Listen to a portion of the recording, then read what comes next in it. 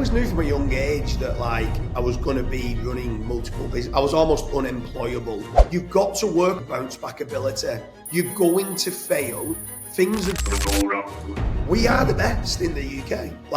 We've sourced the best materials, we've got the best installers. We're not the cheapest, but we're the best. Start walking, stop talking. Procrastination, I hate it. I like doing all different aspects. And the reason why I like doing all different aspects is because then I can really understand the algorithms. I love lead generation, but I love lead generation because I love, a lot of affiliates don't like speaking to people.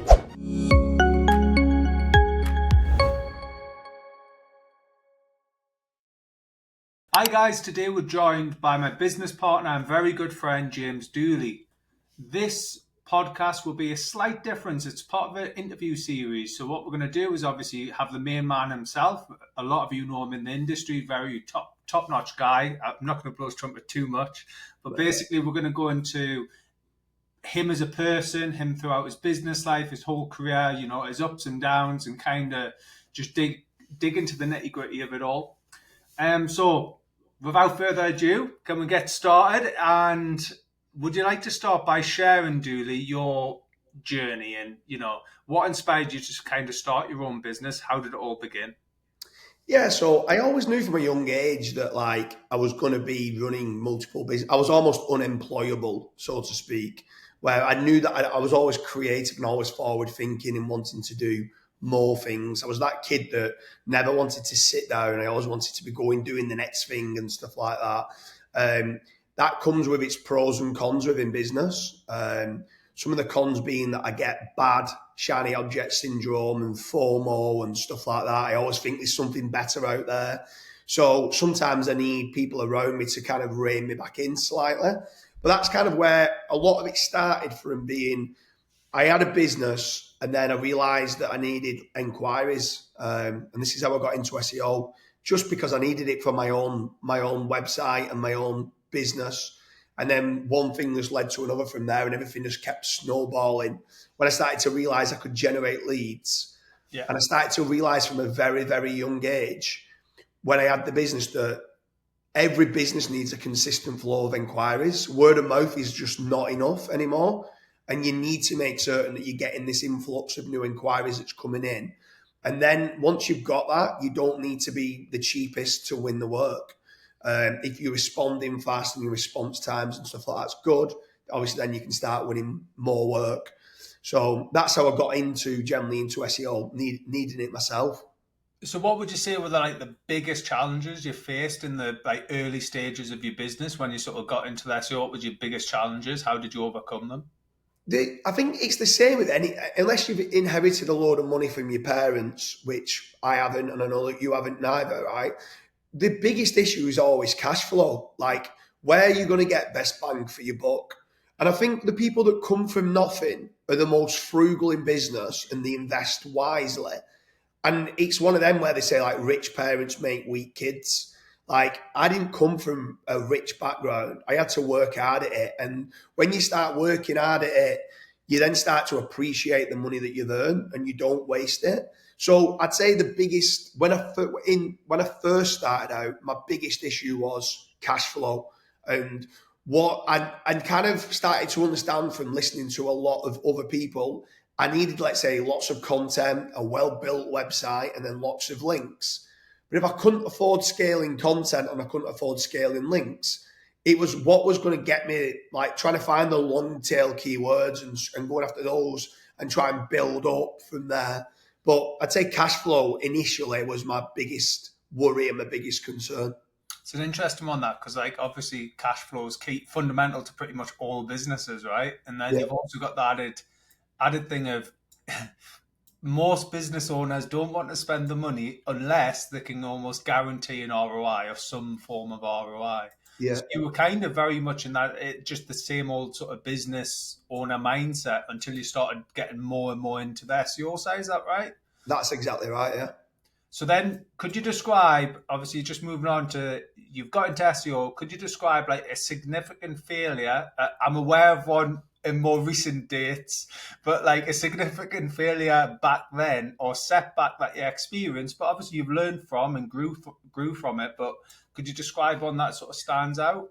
Do you know what? Like, life is a roller coaster in all walks of life, not just in SEO, but in SEO specifically, where things are changing.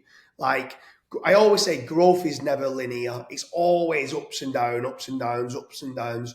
So along the journey, there's been hundreds of big failures, big failures in there. But it's how quick you bounce back. And I think this is the best answer I can give is you've got to work on your bounce back ability. You're going to fail. Things are going to go wrong. And because of that, that's why I've got now a large testing team, because I want to make certain I'm always breaking the boundaries and then trying to make certain I'm understanding that failing's good. Like I've said this on one or two other podcasts, like in the office now, when we fail on something, we all high five each other because now we can improve our systems and processes. And I think when you have that mentality that you embrace failure, you can grow so much more. And I think it's very important for people to understand that. So almost like not getting hung up on the failure and just move forward, right? How Yeah, do I fix it so it doesn't occur next time? yeah, for sure. Yeah. So then within your business in the industry, I know you're in bloody loads of industries, but let's talk about, say, the main business, right? So the soft services business. How do you differentiate your business from the competitors within your industry?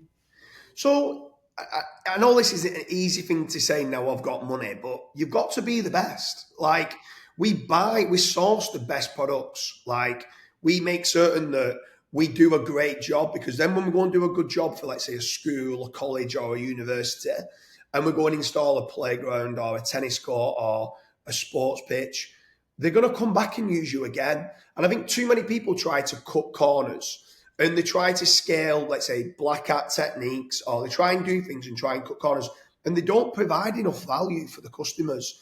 Where actually, if you genuinely want to be the best or the biggest, generally speaking, you've got to be good because that return, I'm all about, like within SEO, I'm all about monthly recurring revenue. I want people coming back to me. So for people to come back to me, I've got to be good at what I do. And I don't want to keep chasing new clients because it's expensive to keep getting new clients. If you can keep existing clients happy and they're coming back to you, that's the best way of doing it. So generally speaking, like heart on my sleeve, we are the best in the UK. Like we've sourced the best materials, we've got the best installers. We're not the cheapest, but we're the best. And because we're the best, a lot just keep coming back to us now. And I think people used to want to cut corners like schools and get a cheaper price. I always say, you buy cheap, you buy twice. And we fixed so many jobs and we've got so many case studies showing jobs where we've had to rip up a job that's only been installed for 12 months. We've had to rip up and completely redo it. And it's not really scaremongering the clients, but it's making them aware that, look, the cheapest price isn't always the best value. And I think that's why we've managed, that's grown now from initially 15 years ago, it used to do about 500,000 a year. Now we do 9.5 million a year. So it's nearly £800,000 a month. I was So going to it's, say what's really interesting with that is in the industry you're in, and I know very well that a lot of people set up and they usually close down the business within the year and they've set up another name, whereas you guys have kind of consistently just stuck with the same name and kind of kept growing. yeah. What would you say then? Obviously, you've just experienced a 800% growth. What would you say is like the pivotal moment or turning point that all of a sudden there was an explosion of growth? Do you know what? Like, a lot of people ask me this question, and honestly, it's about consistency and being persistent. There's no like you go and then that's it, boom, and then it flatlines. Like it is. Now, don't get me wrong. It is a lot. It is like a hockey stick where it's exponential growth. Here's a saying for you, right? Majority of people massively overestimate what can be done in 12 months, but they underestimate what can be done in 5 years. And people start off and they're thinking 12 months time they're going to be right. Okay, in 12 months I'm going to be where I want to be. You won't. You'll probably be on the hockey stick where you're not really thinking that you're growing.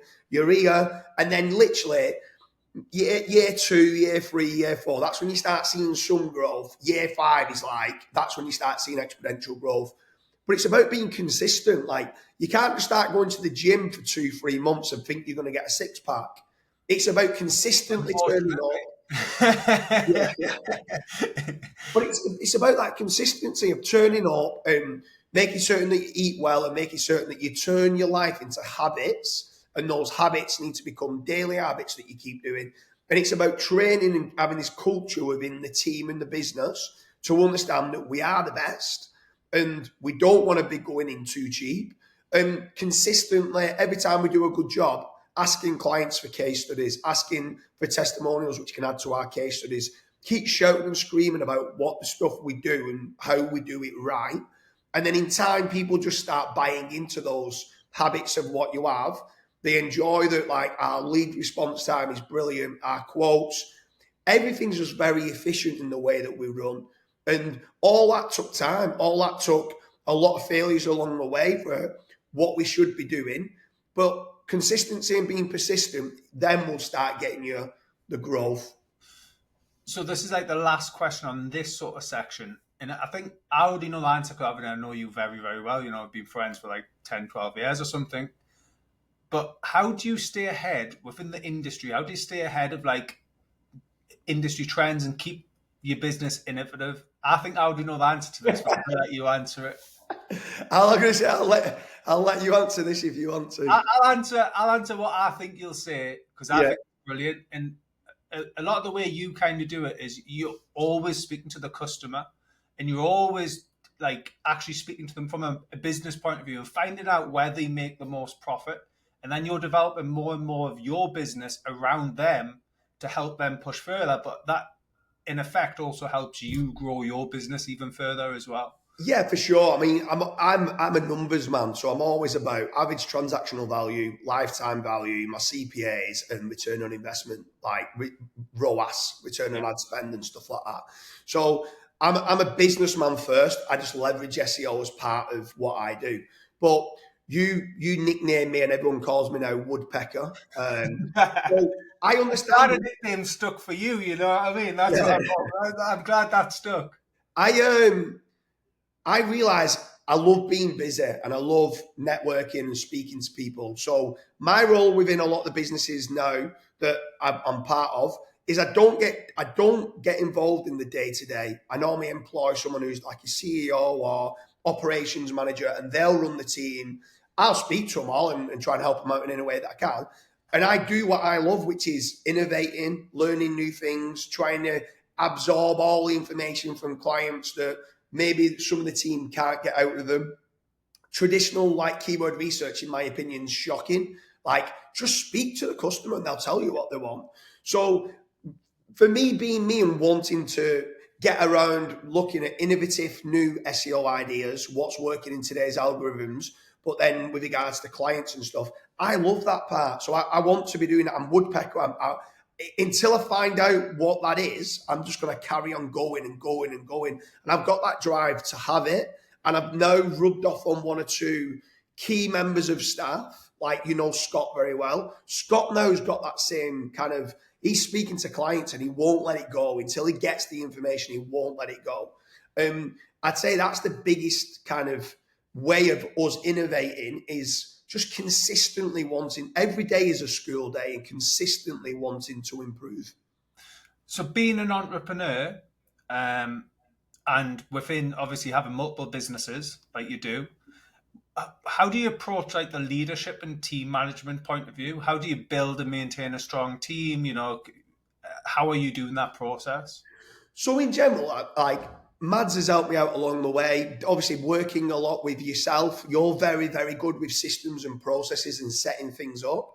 I think the biggest kind of the eye-opening moment for me was I used to want to create a perfect SOP and then get a member of staff to follow that SOP. Like literally, step number 1, do this. Step number 2, do this. Step number 3, do that. And then I remember Mads being sat there in a mastermind, and Matt Diggity being in a mastermind with me, and this says, don't assign tasks, assign responsibility. And when I heard that, it was like a light bulb moment, like, wow, yeah, you're right. Like, I'm trying to create the system and the process. I shouldn't. I should give them the end goal, and then the members of staff do the rest. Create the SOP. And it's an ever evolving SOP and process that can be improved and systemized and be done in better ways. So, and that then started to evolve in all walks of life. Like my business partners, how can they evolve without telling them what to do? Let them think for themselves. And it's almost like the book Think and Grow Rich. Thinking's the hardest thing that you can do. But when you start to think and think of innovative ways, and you can bounce off each other, and you don't almost like lock members of staff in a cage, you let them run wild and run free. That's when they're most creative. And that's kind of what I've built the culture within the team, is that they're always coming up with ideas. We high five when we fail, which then means that they're not scared of saying things or not scared of trying new tasks. Because if something doesn't work, what does annoy me is if we do something and we fail, and then we fail at it again, and then we fail at it a third time. No, we should learn from our failures. But if it's a first time failure, high five, well done, we found something that doesn't work. And when you give them that flexibility and freedom, it allows them people to evolve as well. And what I have got around me is a team of awesome people. I've got a team of awesome business partners, awesome staff, awesome, just like everyone. I'm nothing without any of them. My team is everything. Like people say your network is your net worth and all that. And I love going networking and stuff. But without my team and my business partners, I'll be on the streets. Well, I know you're very much like a hire fast but fire fast type guy as well. If they're not a good fit for the culture, you do kind of just get rid. And now what actually has happened is you've got a team that you've probably had, it must be since I've known you, pretty much 10 Yeah, years or something. Like 13, 14 years. Yeah. consistent. So this one's an interesting one. I think you'll laugh at this one. So how do you go about handling conflict, disagreements with teams, business partners, things like this? How do you go about that? Do you know what, mate? Like, and I think you'll know this yourself. I thrive on confrontation, right? Because the truth of the matter is, what happens is I tend to have lots and lots of little bickers and lots of little arguments and debates. Then what happens is, and I see this so many times, people are scared of having that confrontation or having that bicker. Or if I disagree with something that you do, I'll just tell you. Like I said, I wear my heart on my sleeve and I say it. And if you don't like that, don't go into business with me. But what I will never, ever, ever do is go and bitch behind your back or go and like moan behind your back. I'll just say it to your face, right? And what it does is it keeps that transparency and openness about, I don't think this is working well enough. But what it does is it doesn't allow things to build up and build up and build up for someone to build up and then they just explode. I hate the people that talk behind your back, where for me, to your face, I'll call you an absolute idiot and everything that there is. But behind your back, I've got your back. Do you know what I mean? Like, I would never let anyone talk bad about you. Like, you're an unbelievable business partner. And I'm saying this live on air now. Like, you are an unbelievable business partner. Yeah. But you are an unbelievable business partner. But obviously, of course, we've got disagreements because you might want to go in that direction and I might want to go in that direction. Both of them are going in the right direction, but I might be able to get there faster, or I might want to not cut corners, or there might be just different ways we do things. I might want UK staff. You might say, no, let's go South Africa or Philippines. There's lots of different methods and reasons why. And sometimes you've just got to understand that these little debates, actually, if you can thrive off them, they're actually good at times. Like it can be the fuel that allows you to want to improve and drive and go forward. I've got two little stories just to back up this little thing here. So first time ever meeting Dooley, go in, and it was like, if you've seen The Dragon's Den, it's like that. When he hones in on you, that interview process, it's like, dear God, I'm getting grilled. You're starting sweating, like he's asking you so many questions, right? And I seen this, after you've known him for a while, you get used to that. It's like, oh, here we go. He's got the Dooley woodpecker going. And then we had an incident where we had one guy, and I swear to God, he was getting so irate in this like mastermind. It's like, dude, just chillax. He's just inquiring about your business, but he's just going deeper. He started shouting and everything. And then another example of this and premise of this is, if you've ever done a carpool with Dooley, with Scott, bless him, when they start getting into this confrontation part and like they don't agree, oh my God, the back and forth, it can be like 45 minutes of back and forth together until they get to some form of agreement. And you're like, how can you do this for 45 minutes? Do you know what though, right? And Scott now agrees with me. Like, it's only on the debates where you learn something. If you just sit back and go, all right, okay, if you believe that and I believe that, we'll go our different Yeah, ways. No, like, let's dig a bit deeper. Why do you think that? yeah. Like, and sometimes you learn, like, and trust me, I'm absolutely fine with not being correct. A majority of the time I'm right, but no, but I like legitimately, if I sometimes the next morning I'll get up and Scott might have told me 5 or 6 things, and I'll get up and I'll go, do you know what, mate? I agree with what you're saying. I understand it now and I agree with you. And sometimes Scott does the same with me. And it's like you learn things from it that you just go, oh, I never thought of it that. Do you know what? I never thought Sometimes of it that way.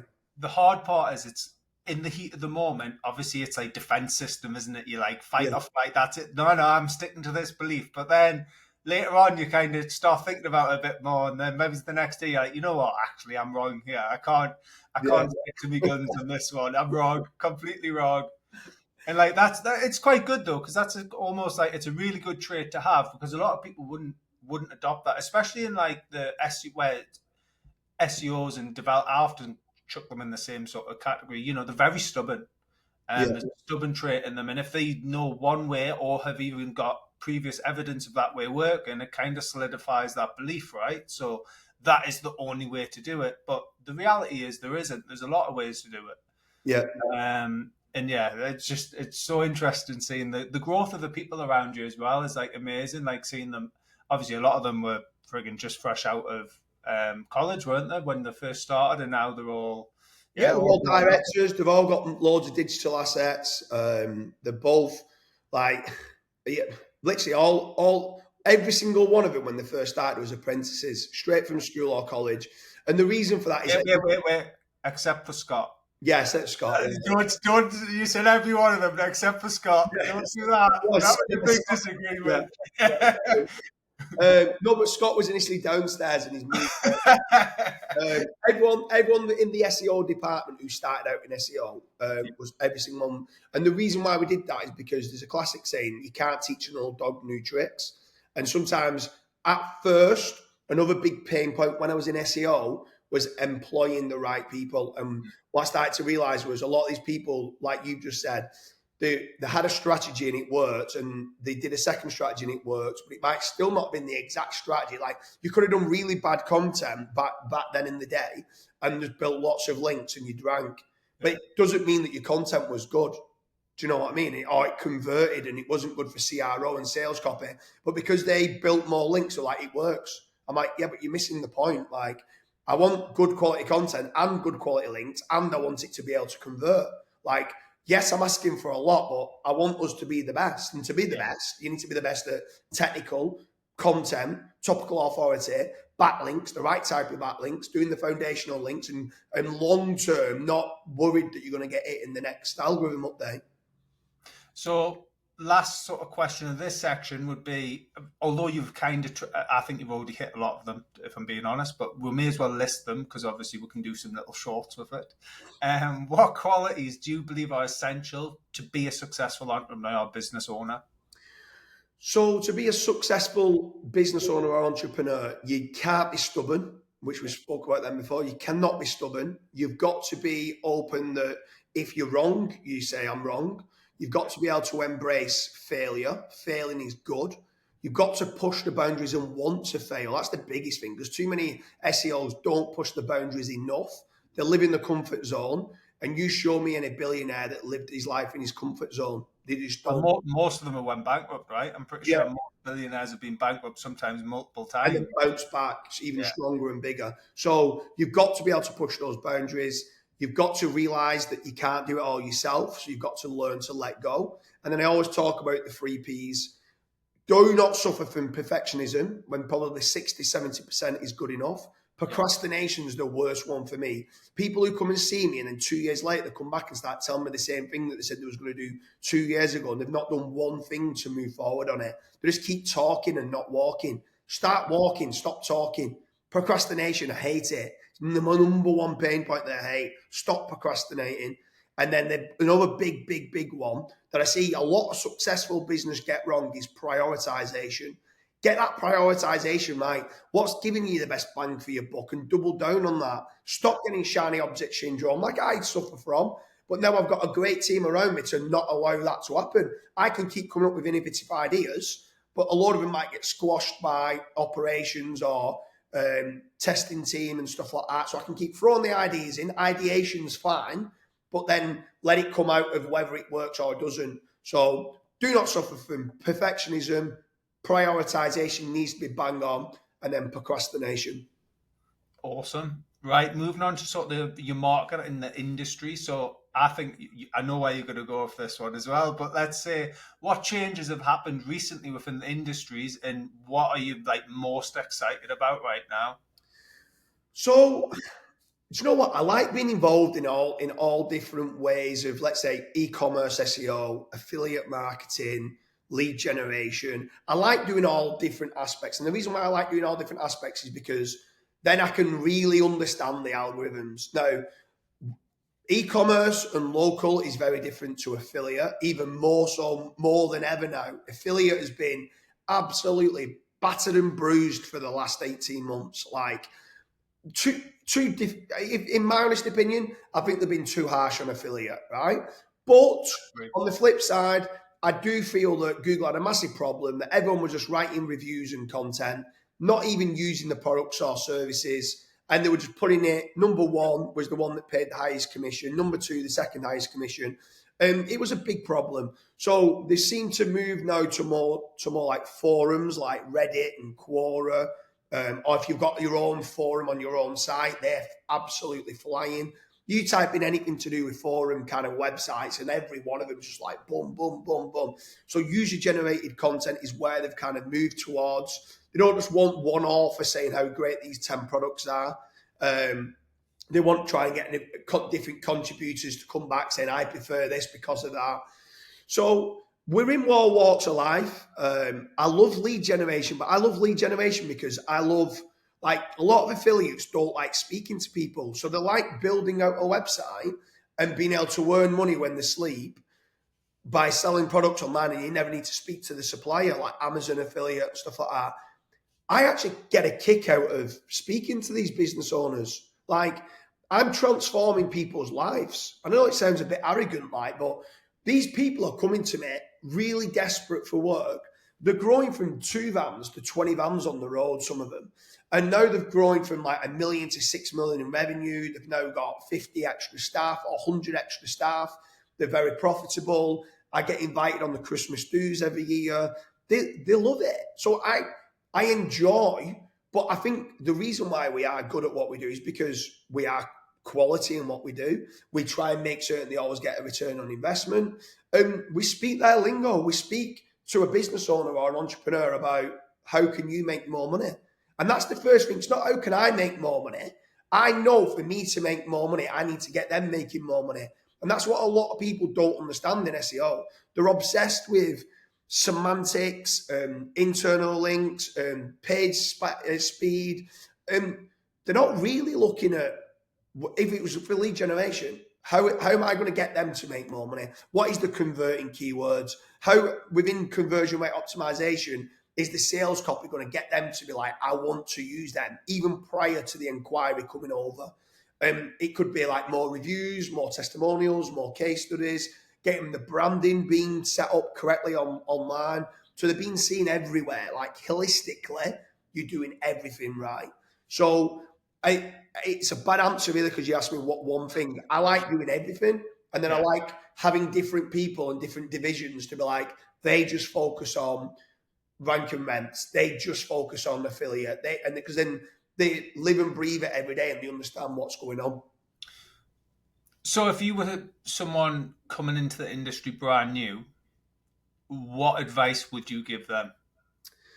If they're brand new, I'd go and get a job and work in an agency, if I'm being honest. Like, it's gonna take you 2-3 years of understanding everything of what you need to be doing within SEO, maybe even longer. So I'd go and do, like, and I know this will blow people's mind when they first get started, but you have to go and like follow people like Kyle Roof initially for quantitative kind of SEO measures, like Page Optimizer Pro, placing certain words on the page. If you wanted to go one step further and be the best on-page SEO person that there is, you need to go and do Corey's course. it is an absolute minefield.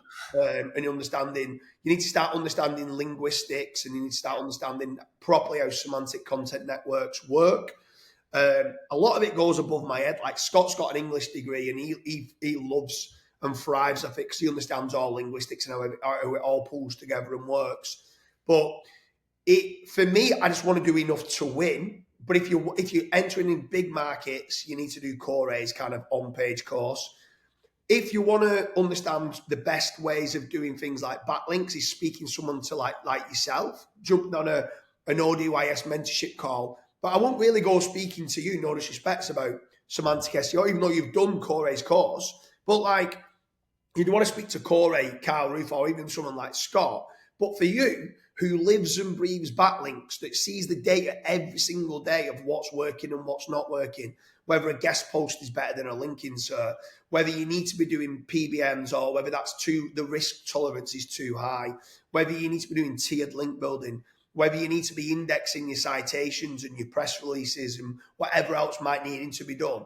You're brilliant at segmenting what's needed from a backlink profile, saying, no, don't waste money here, spend it here, and getting best bang for your buck. Hence the reason why you successfully ranked 46 different casino sites. Like, anyone, I'd always say this, anyone can almost, not saying fluke rankings once, but like they might go and get certain backlinks from a digital PR campaign, which massively inflate their rankings and do really well.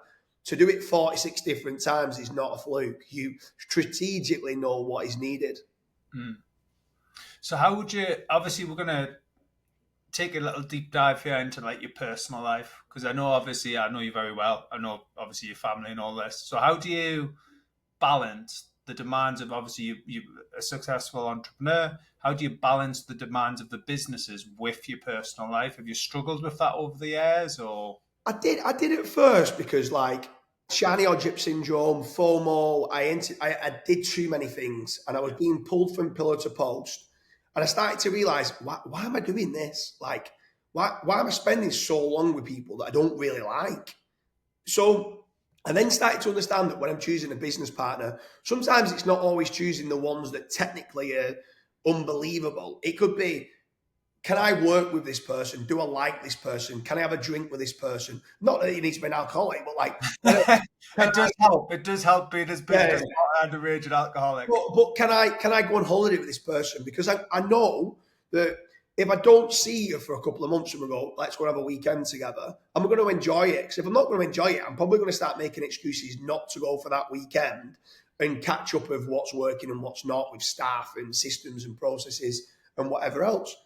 So choosing your partners correctly is key, in the fact that, do they share the same like ambition? Are they as ambitious as you are? Are they fun to be around? So, and then not only that, is if they are fun to be around, they end up becoming your best mates.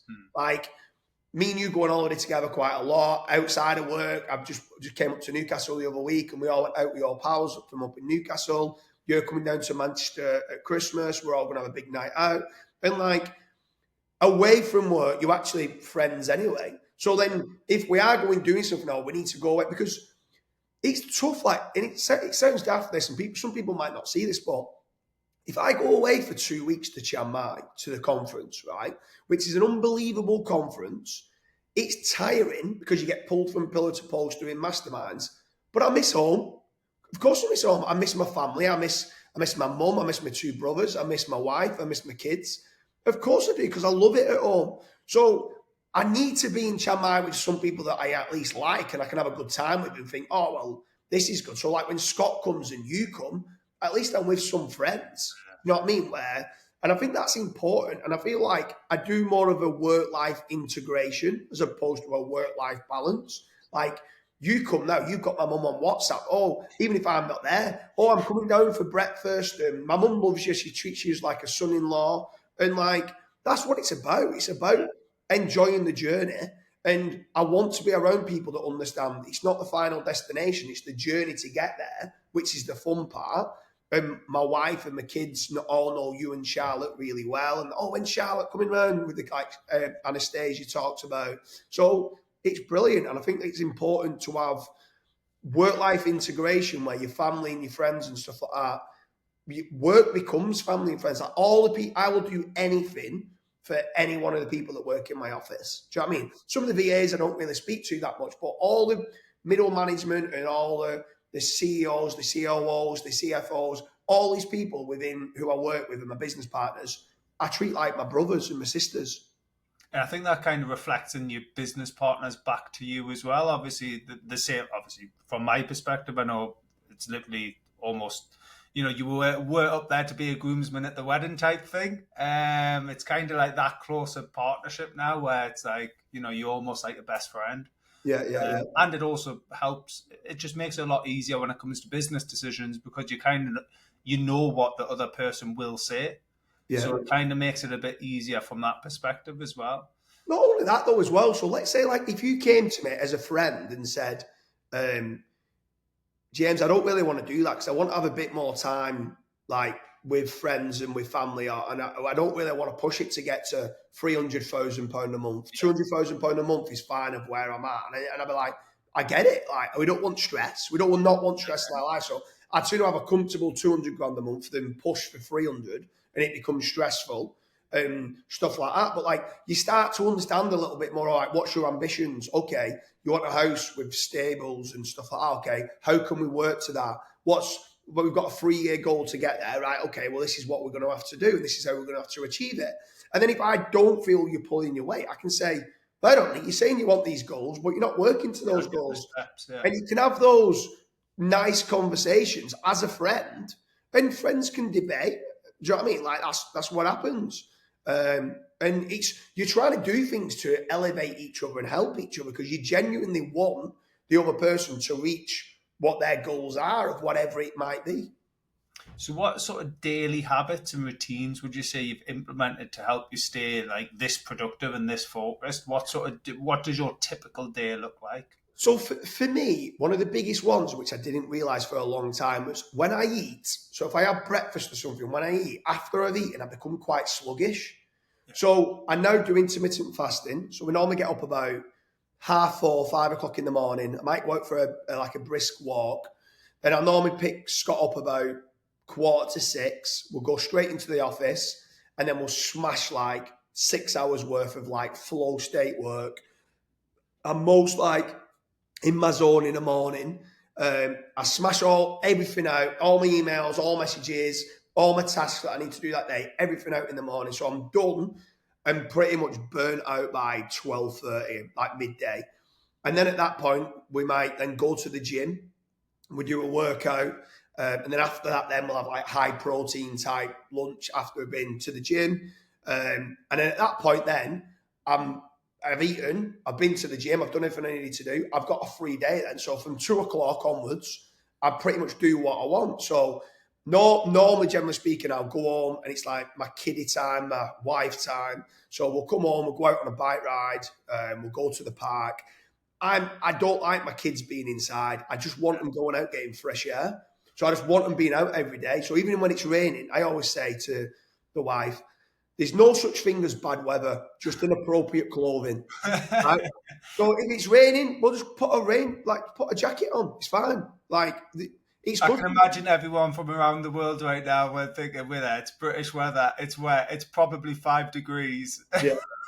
Well, they've got a jumper and a jacket. It's kids walk around like that, like little puffy. Yeah. They've got like big puffy jackets, waterproof like that. This is brilliant. But yeah, I'm all for getting them outside, getting them in the fresh air, picking up mud and playing in the field and playing on a park and just going out with their friends. They're only young, but sometimes they'll go to the park and one or two of their friends will be there. And I want them socialising from a young age and stuff like that. I just don't want them being sat on a computer or on an iPad. And I see too many kids being technophobes and they can't hold a conversation and they're like 6 years old and they're like, you should be able to speak to me. Like, you're 6 years old and they're not able to because they're too much on the computers and stuff. I think that's primarily because of a generational point of view as well. So like my grandma, obviously I'm slightly younger than Dooley, although he likes to think he's 23. I am probably like nearly 10 years younger than him. Get But away. my grandma was like very much like, we used to love playing on the computer games and things like this, but she was like, it's a nice day outside, get outside, turn off the power at the plug, she'd kick you outside, you'd have to go play football or something. Yeah, But like that kind of then instills in you, there's a time to sit at the computer, but there's also a time when you should be out and socialise, and maybe that's something that is getting a bit lost. I yeah, see so many, not I'm not saying bad parents or anything, but I see so many parents where they just kind of give the kids a iPad, and then the kid is literally watching YouTube for 12 hours straight like that. Although I don't disagree that they will grow eventually, I think it's just causing problems down the line, which is obviously the whole, lack of wanting to communicate with people. exactly that. Yeah, Um, so it's just a really interesting, and obviously as a business partner to Julia, well, I also very much know anything beyond, if it's 3 o'clock, well, half two, 3 o'clock, don't message Dooley because I don't want to distract him from his kids. And he yeah, tends, and it's kind of that level of respect where I know 3 o'clock, I'll just wait till tomorrow. yeah. I also know, Sometimes I'll catch up, like, so after the kids have gone to bed, I might do like 7 till 9 at night. Like, it depends on, like, sometimes it could be just normally WhatsApps, like, what do you think about this? What do you think about that? Oh, have you seen this video? Oh, have you seen it? Like, and normally it's more not doing the work, but like trying to learn something new or whatever, or catching up on certain bits. But yeah, generally speaking, I'm burnt out by then anyway. So if you want something efficient from me. But you're a morning bird as well. Like, you're up early and you smash loads of work out in the morning as well. So so it my, kind of works well. my only slight tweak to yours, because I've noticed my problem is once I've started work, I really struggle to switch off my head. So I have to go to the gym first thing, because then the gym's obviously priority for me is my health. So the gym's done, it's ticked off. Now I can focus on work, and I can probably go quite a long time doing that. Yeah, However, you're quite good at sort of segmenting it. Once you've almost right, I'm burnt out now, I'm going to go to the gym. I yeah, can't do that, because what ends up happening is I'm on my phone at the gym, and it just becomes a crap workout. Like, my head's not in gym, if that makes sense. yeah. It's in work when I do struggle with that, to be fair. But yeah, the segmentation part that you have is definitely a skill that I am working on, because I would quite like, although the gym's really empty at that time in the morning, if I'm being honest, so it's good for me. But I'd like to be able to segment it more. Yeah. Um, so just last couple of questions, really. So obviously, future of your business. Are there any like projects or expansions that you're excited about? And then also, how are you measuring that success, and what goals are you working towards to achieve it? So I am fascinated via AI, and the implementation of AI. I think Which it's is actually surprising, because we haven't mentioned that till 45 minutes into this interview. I thought it would have came up a bit sooner, but it's took yeah. a while to get there. I'm fascinated with AI and the implementation of AI. I feel like if I'm not fascinated by it, my competition can catch me up. Yeah, So I've got to be embracing it in some way, shape, or form. We do a lot with like league segmentation. We do a lot with, let's say, writing content, extracting semantic triples. Now doing some things to do with like indexation and stuff like that. There's so many different things that how you can be using it in different walks of life. Sometimes when even someone's talking to me and I don't really understand what that term means, just quickly like asking ChatGPT to come back with a summary of what they mean by that. I'm yeah. like, oh, right, okay, I didn't really understand the full ins and outs of it. So it's like I've got someone there who's a technical genius right at the side of me to ask as a mentor whatever question that you want, and I think it's brilliant. So I've actually got an interesting one on that. This just happened recently with a very good friend of mine. We're out for a restaurant, nice meal, and we started talking about methylation, which is the body's process of changing changing the fuel source in your body. So, for example, breaking down vitamins and then using them in their actual form. But he was like, I need an easier to understand example for that. So literally, we type into ChatGPT, please define methylation as if you're talking to a 5-year-old, and then it would come out with a full story. And he was like, "Oh, that's why I love AI." yeah, no, it is class for stuff like that. So with regards to the future, I'm never ever going to be able to retire. I've had some bad stories, bad experiences with some good friends, RIP for a few of them, where they have been unbelievable dads, friends, just generally very, very happy people that have worked all their life and been very, very successful. And literally within 18 months of them retiring, one had cancer, but I'm not saying it's because he retired that he got cancer, but like so he worked all of his life and thought he was going to like enjoy retirement and didn't, because obviously 18 months later had cancer. One just completely took to the drink, became an alcoholic, and had no drive and motivation, where his work and thing was his motivation, and he didn't realize that. From being a very, very healthy, like ultra marathon runner and all the rest of it, ended up within, I think it was just under 2 years, ended up killing himself. And he had beautiful kids, beautiful wife, and everything. It's like, wow. So retirement for me is just, I mean, for some people it might be great. For me, I will always be involved in something mentally to keep me going. And I think that's very important, especially for someone like the way I am. Yeah. And then I just want to see people happy and successful around me. Like, I thrive. Sometimes I'm one of them kind of people that I don't like receiving a birthday present or a Christmas present. I like giving a Christmas present and seeing somebody else being happy opening that Christmas present.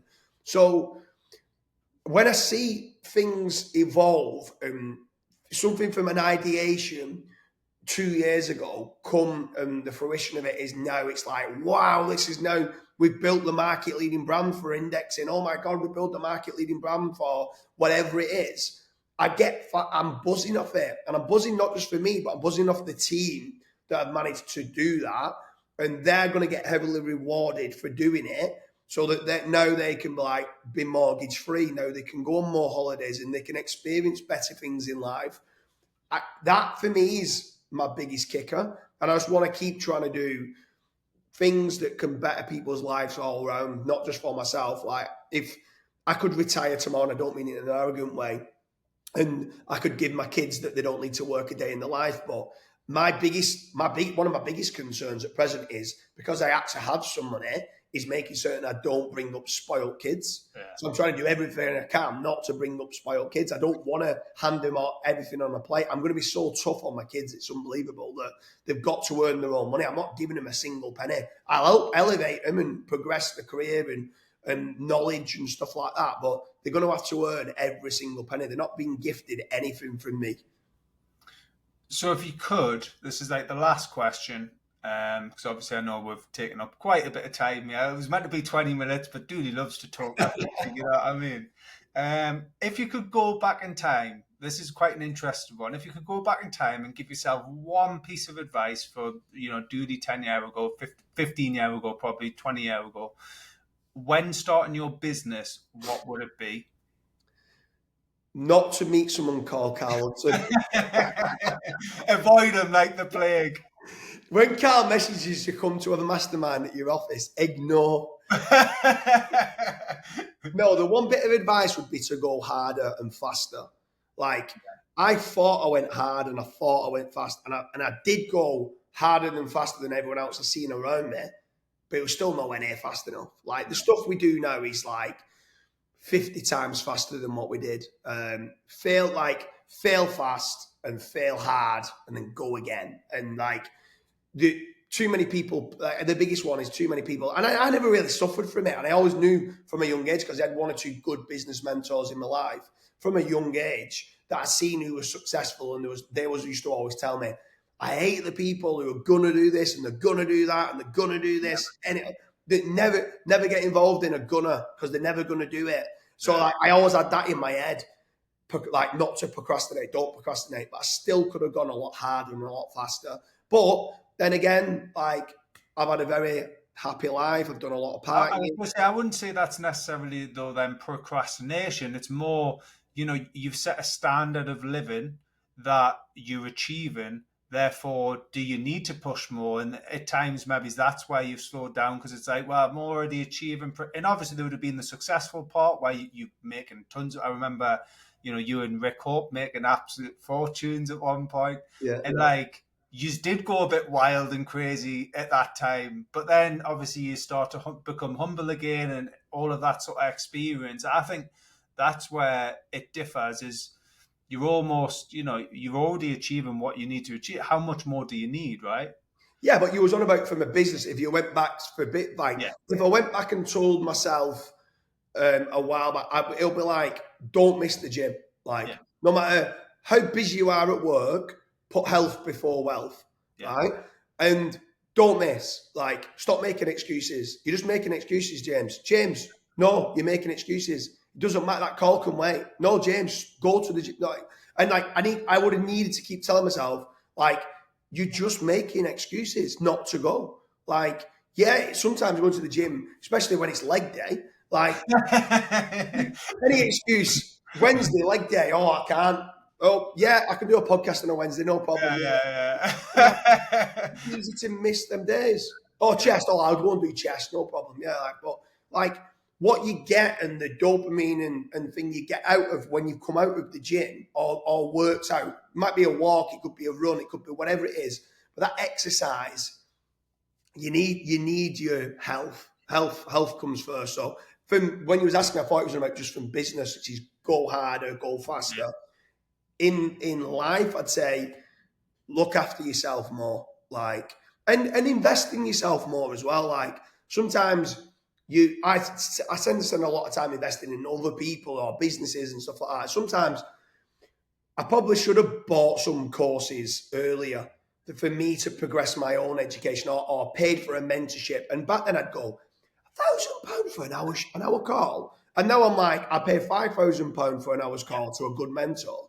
And I'm like, that's the best investment I can do. Because that hour is going to help me elevate and it might save me years and years on information of what you can do. So back then I used to obsess over money too much and not really invest in me enough. So I'd say there's different answers for whether it's health, wealth, business, or entrepreneurship.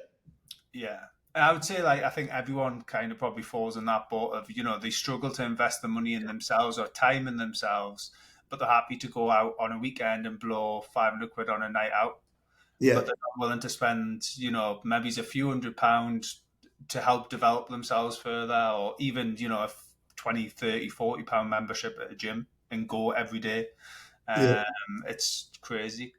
All right. Well, this summarizes the whole of the podcast stroke interview. Obviously, this was with well, I wouldn't say exclusive. He's bloody all over the shop, but it was a sort of exclusive between us two.